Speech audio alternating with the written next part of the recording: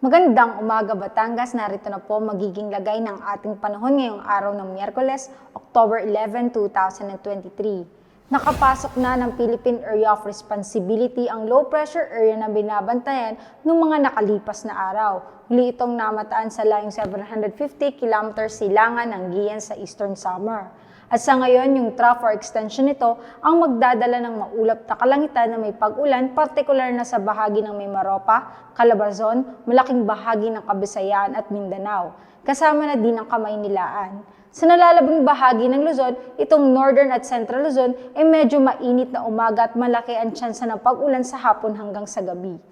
Base sa pinakahuling datos natin ay maliit pa din ang tsansa na maging bagyo itong low pressure area at mas makikita yung posibilidad na maging trough or extension na lang ito ni Bagyong Volaben.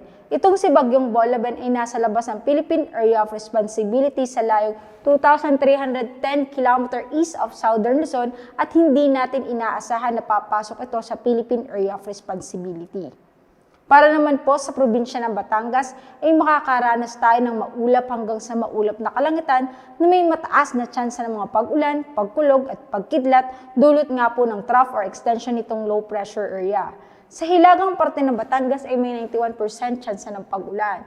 Sa silangang parte ay may 82% tsansa ng pag-ulan, samantalang sa kanlurang parte ng Batangas ay may 78% tsansa ng pag-ulan at sa timog bahagi ay may 80% tsansa ng pag-ulan. Kaya paalala po natin sa ating magigiting na kabatang na magdala ng pananggalang sa init at sa mga posibleng pag-ulan. Samantala, wala pa naman pong nakataas na gale warning sa probinsya ng Batangas. Ang magiging agwat ng temperatura ngayong araw ng Miyerkules ay nasa pagitan ng 25 to 32 degrees Celsius. Si Haring Araw ay sumikat kaninang 5:46 ng umaga at lulubog mamayang 5:39 ng hapon.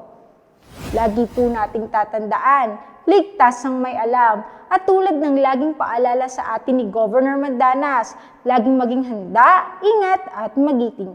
Mula dito sa Batangas Provincial Disaster Risk Reduction and Management Office, ako po si Raven Rentasida, nag-uulat. Magandang umaga po.